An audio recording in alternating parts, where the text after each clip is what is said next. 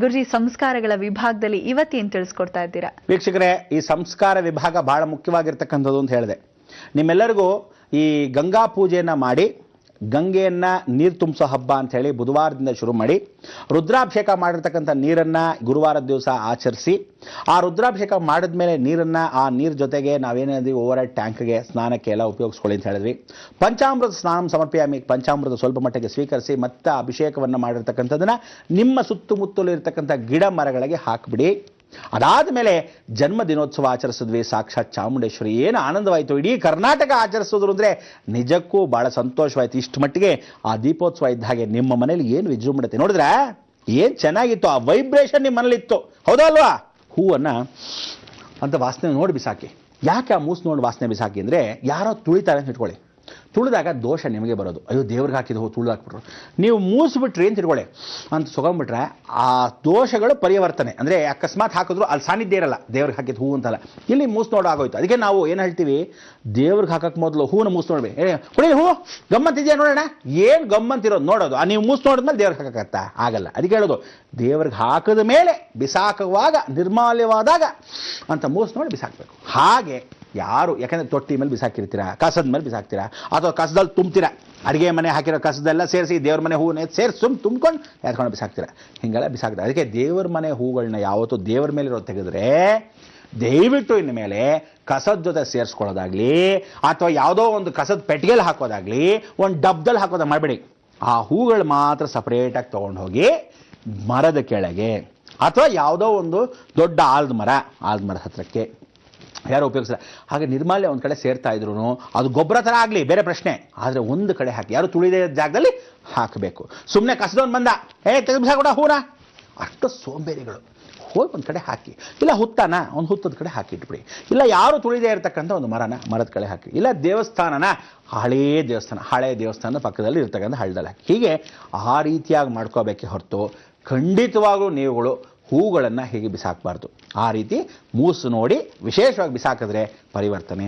Next, ಕುಂಕುಮವನ್ನು ತೊಗೊಂಡಿದ್ರೆ ಕುಂಕುಮನ್ನು ಇಟ್ಕೊಂಡಾಯಿತು, ಎಲ್ಲಿ ಸ್ವರ್ಣಲಕ್ಷ್ಮಿಗೆ ಹಣ ಇಟ್ಕೊಂಡಾಯಿತು, ಎಲ್ಲ ಆಯಿತು. ಆ ಕುಂಕುಮದ ನೀರನ್ನು ಮಾಡ್ಕೊಳ್ಳಿ ಅಂತ ಹೇಳಿದೆ.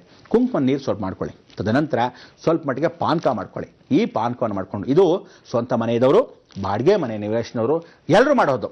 ಅದನ್ನು ನಿವೇಶನದಲ್ಲಿ ಇರ್ತಕ್ಕಂಥವ್ರು ಪ್ರತಿಯೊಬ್ಬರು ಆ ನೀರನ್ನು ಸೇವನೆ ಮಾಡ್ಕೊಳ್ಳಿ. ಆಗ ಅರ್ಚನೆ ಮಾಡಿರ್ತೀರಲ್ಲ ಆ ಕುಂಕುಮನ ಇದಕ್ಕೆ ಸೇರಿಸ್ಕೊಳ್ಳಿ. ಪಾನಕದ ನೀರು ಚೆನ್ನಾಗಿ ಕಲಿಸ್ಕೊಳ್ಳಿ. ಮನೆ ಟೆರಸ್ ಮೇಲೆ ಹೋಗಬೇಕು, ಮನೆ ರುಬ್ಗುಂಡಿಗೆ ಹೋಗಬೇಕು. ರುಬ್ಗುಂಡಲ್ಲಿ ಹೀಗೆ ನಿವಾಳಿಸ್ಬೇಕು, ಆ ರುಬ್ಗುಂಡ ನಿವಾಳಿಸ್ಬೇಕು. ಇದು ಮನೆ ಒಳಗಡೆ ಹೂಣಿಟ್ಟಿರೋ ರುಬ್ಗುಂಡು ಮಾತ್ರ ಜ್ಞಾಪಕ ಇಟ್ಕೊಳ್ಳಿ. ಮನೆ ಮೇಲೆ ಹಿಂಗೆ ಸುಮ್ಮನೆ ಇಟ್ಬಿಟ್ರೋ ರುಬ್ಗುಂಡು ಆದರೆ ಮೇಲ್ಗಡೆ ಎಲ್ಲ ಕೆಳಗಡೆ ಭೂಸ್ಪರ್ಶವಾಗಿರಬೇಕು. ಅದಾದರೆ ಪರವಾಗಿಲ್ಲ. ಅಕಸ್ಮಾತ್ ಎಲ್ಲೋ ಗ್ರೈಂಡ್ರ್ ಇದೆ ಅದು ರುಬ್ಗುಂಡೆ, ಹಾಗೆಲ್ಲ ಮಾಡೋಕ್ಕೆ ಹೋಗಬೇಡಿ. ಅದು ಸ್ಟೀಲ್ ಇದೆ, ಕಬ್ಬಣ ಆಗಲ್ಲ, ಭೂಸ್ಪರ್ಶವಾಗಿರಬೇಕು. ಇಲ್ಲ ಸ್ಲ್ಯಾಬ್ ಮೇಲೆ ಅಲ್ಲೂ ಭೂಸ್ಪರ್ಶ ಆಗಿಲ್ಲ ಅಂದರೆ ಏನು ಮಾಡ್ತೀರಾ, ರುಬ್ಗುಂಡು ನೀರಿರಬಾರ್ದು. ರುಬ್ಬು ಮತ್ತು ಗುಂಡು, ಆ ರುಬ್ಬೋ ಜಾಗ ಮತ್ತು ಗುಂಡು ಎರಡು ಒಟ್ಟಿಗೆ ಇರಬೇಕು. ಅದಕ್ಕೆ ನಿವಾಳಿಸ್ಬೇಕು ಈ ಕೆಂಪು ನೀರನ್ನ.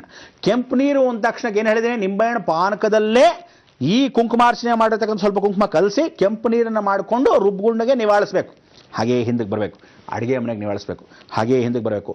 ನಿಮ್ಮ ಮನೇಲಿ ಎಷ್ಟು ದ್ವಾರಗಳಿದೆಯೋ, ಬೆಡ್ರೂಮ್ ದ್ವಾರ ಆಗ್ಬೋದು, ಬಾತ್ರೂಮ್ ದ್ವಾರ ಆಗ್ಬೋದು, ಏನು ಎಲ್ಲದಕ್ಕೂ ನಿವಾಳಿಸಿ. ಹಾಗೆಯೇ ನೀರು ತೊಗೊಂಬನ್ನಿ. ಕೆಂಪು ನೀರನ್ನ ಹಾಗೆ ತಂದು ಮೇನ್ ಡೋರ್ಗೆ ಹೀಗೆ ನಿವಾಳಿಸಿ.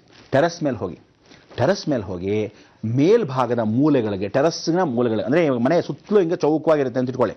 ಆ ಚೌಕಕ್ಕೆ ಓಂ ಪೂರ್ವಾಯ ನಮಃ ಇಂದ್ರದೇವಾಯ ನಮಃ, ಓಂ ಪಶ್ಚಿಮಾಯ ನಮಃ ಶನೇಶ್ವರಾಯ ನಮಃ, ಓಂ ಕುಬೇರಾಯ ನಮಃ ಸೋಮನಾಥಾಯ ನಮಃ, ಉಗ್ರದೇವಾಯ ಸ್ವರೂಪಿಣೆ ಅಗ್ನಿದೇವಾಯ ನಮಃ ಅಂಥೇಳಿ ಆ ದೇವರುಗಳನ್ನ ಸ್ಮರಣೆ ಮಾಡಿಕೊಂಡು ಮೂಲೆಗೂ ಹಾಕಬೇಕು. ಆಗ ಅಷ್ಟದಿಕ್ಪಾಲಕರಿಗೆ ಹಾಕಿರ್ತಕ್ಕಂಥ ಈ ಕುಂಕುಮದ ಆ ನೀರನ್ನು ಚೆಲ್ಲಿರ್ತಕ್ಕಂಥದ್ದು ಮನೆ ಮೇಲೆ ಇರ್ತಕ್ಕಂಥ ಸಂಸ್ಕಾರದಲ್ಲಿ ನಮ್ಮಲ್ಲಿ ಏನಾಯಿತು, ಪೂಜೆ ಮಾಡಿರ್ತಕ್ಕಂಥ ಭಂಡಾರ ಸೇಫ್. ಈ ಥರ ಮಾಡ್ಕೋಬೇಕು. ಅದಾದಮೇಲೆ ಸ್ವಲ್ಪ ಮಟ್ಟಿಗೆ ಹೆಣ್ಣು ಮಕ್ಕಳು ದೊಡ್ಡವರಾಗಿರ್ತಾರೆ, ಬೇರೆ ಹೆಂಗಸರು ಸ್ನಾನ ಮಾಡ್ತೀರಾ, ಪ್ರತಿದಿನ ದಯವಿಟ್ಟು ದೇವರಾಣೆ ಹೇಳ್ತಾ ಇದ್ದೀನಿ, ಪ್ರತಿದಿನ ಆಗದೇ ಇದ್ದರೆ ಕನಿಷ್ಠ ಪಕ್ಷ ಶುಕ್ರವಾರ, ಮಂಗಳವಾರ, ಭಾನುವಾರ ಅರ್ಶಿನ ಹಚ್ಕೊಂಡು ಸ್ನಾನ ಮಾಡಿ ಹೆಣ್ಣುಮಕ್ಕಳು. ಎಷ್ಟು ಜನ ಹೇಳ್ತೀನಿ ಅರ್ಶಿನ ಹಚ್ಕೊಂಡು ಸ್ನಾನನೇ ಮಾಡಲ್ಲ. ಇಲ್ಲಪ್ಪ ಅದೇನೋ ಹಳದಿ ಆಗಿರುತ್ತೆ, ಸ್ಕಿನ್ನೆಲ್ಲ ಹಾಳಾಗುತ್ತೆ. ಯಾವ ನನ್ನ ಮಗ ಹೇಳಿದವನು ಯಾವುದೋ ಕೆಮಿಕಲ್ದು ಹಚ್ಕೊಂಡ್ರೆ ಮಾತ್ರ ನಿಮ್ಗೆ ಹಂಗೆ ಆಗೋದು. ಅರ್ಥ ಆಯ್ತಾ? ಈ ಒಳ್ಳೆ ಅರಿಶಿನ ಇರುತ್ತಲ್ಲ, ಹಳ್ಳಿಯಿಂದ ತರಿಸೋದು, ತಮಿಳ್ನಾಡಲ್ಲಿ ತರಿಸೋದು, ಆಂಧ್ರ ಪ್ರಾಂತದಲ್ಲಿ ಕೆಲವೊಂದು ಫ್ಯಾಕ್ಟ್ರಿಗಳು ತರಿಸೋದು, ಇದೆಲ್ಲ ನಿಜವಾದ ಅರಿಶಿನವನ್ನು ಅವರು ತಯಾರು ಮಾಡ್ತಾರೆ. ಅದಕ್ಕೆ ಒಳ್ಳೆ ಅರಿಶಿನವನ್ನು ತೊಗೊಂಬಂದು ಅದನ್ನು ಹಚ್ಕೋಬೇಕು. ಯಾವತ್ತು ಹೆಣ್ಣು ಮಕ್ಕಳು ಹಚ್ಕೊತಿರೋ, ಮನೇಲಿ ಅರಿಶಿನದ ಥರ ಅರಿಶಿನದ ರೂಪದಲ್ಲಿ ಬಳೆಗಳೇ ಹಾಕೊಂಡು ಓಡಾಡ್ತಿರೋ, ನಿಮ್ಮ ಮನೆಗೆ ದಾರಿದ್ರ್ಯ ಬರಲ್ಲ. ಅದಕ್ಕೆ ಹೆಣ್ಣು ಮಕ್ಕಳು ಯಾವತ್ತು ಅರಿಶಿನದ ಮೈ ಇರಬೇಕು. ಏನಕ್ಕೆ ಅರಿಶಿನ ಹಚ್ಚೋದು? ಮದುವೆಯಲ್ಲಿ ಅರಿಶಿನ ಹಚ್ತಾರೆ ಗಂಡು ಹೆಣ್ಣಿಗೆ. ಏನಕ್ಕೆ ಹಚ್ತಾರೆ? ಯಾರು ದರಿದ್ರ ಕಣ್ಣು ನಿಮ್ಮ ಮೇಲೆ ಬೀಳಬಾರ್ದು, ರಕ್ಷಣೆ ಅದು. ಆವತ್ತಿರ್ಗೂ ಅವ್ರ ಹಸಿ ಮೈಯಿ. ಅಬ್ಬಾ ಏನು ಚೆನ್ನಾಗಿದೆ. ಎಲ್ಲೂ ಕಳಿಸ್ಬೇಡಿ ಹೊರಗಡೆ. ಅವರಿಬ್ಬರಿಗೂ ಒಂದು ಕಂಕಣವನ್ನು ಕಟ್ಟಿಬಿಡ್ತಾರೆ. ಎಲ್ಲೂ ಹೋಗ್ಬೇಡ್ರಿ ನನ್ನ ಮಕ್ಕಳ, ಬಿದ್ದಿರಿ ಮದುವೆ ತಾಳಿ ಕಟ್ಟೋವ್ರಿಗೂ ಅನ್ನೋ ಥರ. ಆ ರೀತಿ ಈ ವಿಶೇಷವಾಗಿ ಅರಿಶಿನವನ್ನು ಪ್ರತಿದಿನ ಹೆಣ್ಣು ಮಕ್ಕಳು ಸ್ನಾನ ಮಾಡ್ತಾ ಇದ್ರೆ ರೋಗ ರುಜಿನಗಳು ಬರಲ್ಲ, ಅವಳ ಆರೋಗ್ಯ ಕ್ಷೇಮವಾಗಿರುತ್ತೆ. ಅರಿಶಿನದ ಮೈ ಯಾವತ್ತು ಮನೇಲಿ ಓಡಾಡ್ತಿದ್ದಾಗ ಯಾವ ಭೂತ ಪ್ರೇತ ಪಿಶಾಚಿಗಳು ಹತ್ತಿರಕ್ಕೆ ಬರಲ್ಲ. ಕೆಲವ್ರಿಗೆಲ್ಲ ಅಂತಾರೆ, ಏನು ನಾಟಕ ಮಾಡ್ತಾರೆ ಅಂತೀರ. ಇದೆಲ್ಲ ಓವರ್ ಆ್ಯಕ್ಟಿಂಗ್ ಎಲ್ಲ ಇಟ್ಕೋಬೇಡಿ. ಇನ್ನು ಮೇಲೆ ಈ ಥರ ಓವರ್ ಆ್ಯಕ್ಟಿಂಗ್ ಹಳ್ಳಿಲಾಗಲಿ ಯಾವುದೋ ಪಟ್ಟಣದಲ್ಲಾಗಿ ಇಟ್ಕೊಳ್ಳೋದೆ ಇನ್ನು ಮುಂದಿನ ಪೀಳಿಗೆ ಭಾಳ ಕಷ್ಟ. ಹೇಳಿದ್ದೀನಿ, ಎಲ್ಲ ಹುಚ್ಚರು ಅಂತ ಹೇಳಿ ಹುಚ್ಚ ಹಾಸ್ಪಿಟಲ್ ಸೇರಿಸ್ಬಿಡ್ತಾರೆ. ಆ ರಥ ಮಾಡೋಕ್ಕೆ ಹೋಗಬೇಡಿ. ನಿಜವಾಗ್ಲೂ ಹೇಳ್ತೀನಿ ಕೇಳಿ, ಯಾವ ಭೂತ ಪ್ರೇತ ಪಿಶಾಚಿಗಳು ಹತ್ತಿರಕ್ಕೆ ಬರಲ್ಲ. ನಿಮ್ಮ ಸೈಕಲಾಜಿಕಲ್ಲಾಗಿ ಅಕಸ್ಮಾತ್ ನಿಮ್ಮ ಮನಸ್ಥಿತಿ ಭಾಳ ಮೆಂಟಲಿ ರಿಟಾರ್ಡೆಡ್ ಅಥವಾ ಯಾವುದೋ ಒಂದು ಕಾರಣಕ್ಕೆ ಆ ಮೆಂಟಲಿ ಪೀಸ್ ಇಲ್ಲದೆ ಇರ್ತಕ್ಕಂಥವ್ರು, ಓವರ್ ಸ್ಟ್ರೆಸ್ ಇರೋ ಅಂಥವ್ರಿಗೆ ಇದೇನಾಗುತ್ತೆ, ಆಕರ್ಷಣೆ ಆಗಿಬಿಡುತ್ತೆ. ಈ ಗಾಳಿಗಳು ಕೆಟ್ಟ ಗಾಳಿ ಅಂತೀವಲ್ಲ, ಅದಕ್ಕೆ ಆ ಹೆಣ್ಣು ಮಕ್ಕಳಿಗೆ ಆಕರ್ಷಣೆ ಫಸ್ಟ್ ಆಗೋದು. ಒಬ್ಬಳೇ ಹೋಗ್ತಿರ್ತಾಳೆ, ಅಥವಾ ಅವಳು ಕೆಲಸ ಮಾಡಿ ಸಾಯಂಕಾಲ ಬರಬೇಕು, ಬಸ್ ಸಿಗಲ್ಲ, ಎಲ್ಲೋ ನಿಗೂಢ ಪ್ರದೇಶ, ಪಾಪ ಅವಳು ಆಟೋ ಹತ್ತು ಬರಬೇಕು, ಆಟೋ ಸಿಗಲ್ಲ, ಕಾಯಬೇಕು, ಇಂಥದ್ದೆಲ್ಲ ಇರುತ್ತೆ. ರಕ್ಷಣೆ ಯಾರು ಕೊಡೋರು? ಅದಕ್ಕೆ ಇದೇ ಅರಿಶಿನ ಸ್ವಲ್ಪ ಮಟ್ಟಕ್ಕೆ ತೊಗೊಳ್ಳಿ, ಅದನ್ನು ಎತ್ತಿಟ್ಕೊಳ್ಳಿ. ದಿನ ಸ್ನಾನ ಮಾಡೋಕ್ಕೆ ಅವಳಿಗೆ ಅರಿಶಿನ ಹಚ್ಚಕ್ಕೆ ದಿನ ಅರಿಶಿನ ಹಚ್ಚದೆ ಹಾಕಲಿ. ಇಲ್ಲದೇ ಕನಿಷ್ಠ ಪಕ್ಷ ಮಂಗಳವಾರ, ಶುಕ್ರವಾರ, ಭಾನುವಾರ ಹೆಣ್ಣು ಮಕ್ಕಳು ಅರಿಶಿನದ ನೀರು ಸ್ನಾನ ಮಾಡಬೇಕು. ಚೆನ್ನಾಗಿ ಹಚ್ಕೊಳ್ಳಿ. ಅದು ಯಾವಾಗ ಗೊತ್ತಾ? ಸೋಪ್ ಹಾಕಿದ ಮೇಲೆ, ಸ್ನಾನ ಎಲ್ಲ ಆದಮೇಲೆ ಆಮೇಲೆ ಹಚ್ಕೊಳ್ಳಿ. ಅವಾಗೇನಾಗುತ್ತೆ ಗೊತ್ತಾ? ಅರಿಶಿನ ನಿಂತ್ಕೊಳ್ಳುತ್ತೆ. ಸುಮ್ಮನೆ ಅರಿಶಿನ ಹಾಕೊಂಡು ಹಚ್ಕೊಂಡ್ಬಿಟ್ರೆ ಮೈಯೆಲ್ಲ ಸೋಪ್ ಆಗ್ಬಿಟ್ಟೆ. ಹೇಳಿದ್ದೀನಿ, ಅರಿಶಿನ ಮೈ ಆಗ್ಬಿಡುತ್ತೆ. ಅವನು ಏನೋ ಕೇಳ್ತಾನೆ, ಜಾಂಡೀಸ್ ಆಗೋಗಿದ್ದೀನಿ ನನ್ನ ಪಾಪ ನಿಮಗೆ ಅಂತ. ಹಾಗೆಲ್ಲ ಅನ್ಕೋಬಾರ್ದು. ಅದಕ್ಕೋಸ್ಕರ ಈ ಪರಿವರ್ತನೆ ಆಗ್ತಕ್ಕಂಥದ್ದು, ಪರಿಪೂರ್ಣ ಅನುಗ್ರಹ ಸಿಗಬೇಕಾದ್ದು ನಮ್ಮ ಸಂಸ್ಕಾರದಲ್ಲಿ ಬಹಳಷ್ಟು ವಿಚಾರ. ಹೆಣ್ಣು ಮಕ್ಕಳು ಎಷ್ಟು ಚೆನ್ನಾಗಿ ನೀವಿರ್ತೀರೋ, ನೀವೆಷ್ಟು ಚೆನ್ನಾಗಿ ಆರೈಕೆಗಳು ನೀವು ಮಾಡ್ಕೊತಿರೋ, ನಿಮ್ಮನೆ ಅಂತ ಹೇಳಿ ನೀವು ಎಷ್ಟು ಚೆನ್ನಾಗಿ ಜಗನ್ಮಾತೆ ಕೃಪಾ ಕಟಾಕ್ಷದ ಪಾತ್ರ ಆಗ್ತಿರೋ, ನಮ್ಮ ಮನೆ ದಾರಿದ್ರೆ ನಾವು ಓಡಿಸ್ಬೇಕು. ಆವಾಗಲೂ ನಮ್ಮ ಮನೆ ಶುಚಿರ್ಭೂತ ಆಗುತ್ತೆ. ನನ್ನ ಗಂಡ ಕುಡಿಯಲ್ಲ, ನಮ್ಮ ಮನೇಲಿ ನಮ್ಮ ಮಗ ಓಡೋಗಲ್ಲ, ನಮ್ಮ ಮಗ ಯಾವ ಕಾಲಕ್ಕೂ ನನ್ನ ಮಾತು ಕೇಳ್ತಾನೆ. ಇದೆಲ್ಲ ಆಗೋದು ಯಾವಾಗ? ನೀವು ಪಾಲಿಸಿದಾಗ. ಇಂಥದ್ದೆಲ್ಲ ಪಾಲಿಸಬೇಕಾದ ಧರ್ಮ ನಮ್ಮ ಭಾರತೀಯ ನಾರಿಯ, ಭಾರತೀಯ ಸಂಸ್ಕೃತಿ. ಯಾವತ್ತಿದ್ರೂ ನಮ್ಮ ನಾಡು, ನಮ್ಮ ದೇಶ, ನಮ್ಮ ದಾಸು. ಅದಕ್ಕೆ ಇಂಥ ದಾಸೋಹ ದಾಸನಾಗಿರ್ತಕ್ಕಂಥ ಪರಮಾತ್ಮನ ಪಾದದಲ್ಲಿ ನಾವೆಲ್ಲ ದಾಸರಾಗಿದ್ದೀವಿ. ನೀವು ಆ ದಾಸರಾಗಿ ಆ ಜಗನ್ಮಾತೆಗೆ ಈ ಮಂಡಲ ಪೂಜೆ ಮಾಡಿರ್ತಕ್ಕಂಥ ಆ ಗೋಪುರವನ್ನು ಹಾಗೇ ಇಟ್ಕೊಳ್ಳಿ. ಅದನ್ನು ತದನಂತರ ಮುಂದಕ್ಕೆ ತಿಳಿಸ್ತೀನಿ. ಅರಿಶಿನ ಕ್ಷೇಮ ಮಾಡಾಯಿತು, ಕುಂಕುಮ ಎತ್ತಿಟ್ಟಾಯಿತು, ಎಲ್ಲ ಮಂತ್ರಾಕ್ಷತೆ ಪಕ್ಕಕ್ಕೆ ದಬ್ಬಕ್ಕೆ ಹಾಕಾಯಿತು. ಇನ್ನು ಮಿಕ್ಕಿದ್ದು ಏನು ಮಾಡಬೇಕು? ನೀವು ಕಾಯಬೇಕು. ಆದರೂ ಕಾಲಾಯ ತಸ್ಮೈ ನಮಃ ಅಂತ ಜ್ಞಾಪಕ ಶಕ್ತಿ ನಿಮಗೂ ಇರಬೇಕು. ಮಧ್ಯದಲ್ಲಿ ನಾನು ಮರ್ತೋದ್ರು ಯಾವುದಾದ್ರು ಜ್ಞಾಪಿಸ್ಕೊಂಡು ಮುಂದುವರಿಸ್ತಾ ಇರ್ತೀನಿ ಕಾರ್ಯಕ್ರಮದಲ್ಲಿ. ಯೋಚನೆ ಮಾಡಬೇಡಿ.